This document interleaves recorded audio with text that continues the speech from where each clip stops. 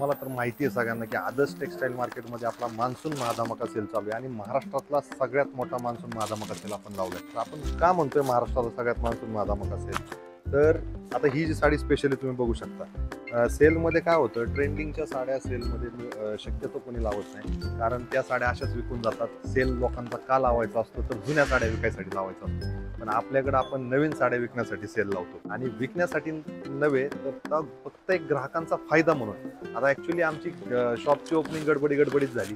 तर हे सेल लावण्याचं कारणच एवढं आहे की आम्ही फक्त ग्राहकांना एक ह्या मार्फत एक रिटर्न गिफ्ट देतोय असं समजा. त्या रिटर्न गिफ्टच्या समजूनच आम्ही एक ग्राहकांना एक सेल लावलेला आहे. तर ही साडी स्पेशली इन्स्टावरची ट्रेंडिंग साडी तुम्ही बघू शकता. आमच्या सगळ्या महिला भगिनींना ही साडी माहिती आहे. तर ही इन्स्टावरची ट्रेंडिंग साडी जी आहे त्याचा ऐतिहासिक रेट आपण लावलाय, म्हणून तर आपण हा महाराष्ट्रातला सगळ्यात मोठा मान्सून धमाका सेल म्हणतो याला. ही साडी बाहेर घ्यायला झालं तर तुम्हाला कमीत कमी किती कमी किंमत कोणी लावली तरी 650-700 रुपयाच्या खाली कोणीच विकत नाही साडी. आणि ते पण प्रॉपर साडी साईज फुल आहे याची. ह्याचं जे काम केलेलं आहे काठाचं, हे काठाचं काम एकदम प्रॉपर केलेलं आहे, एकदम पायपिंग केलेली आहे. तर अशा पद्धतीची उत्तम क्वालिटीची ही ऑनलाईन साडी, याच्यामध्ये डुप्लिकेट भरपूर आले. पण ही साडी आपण ऐतिहासिक रेटला लावली.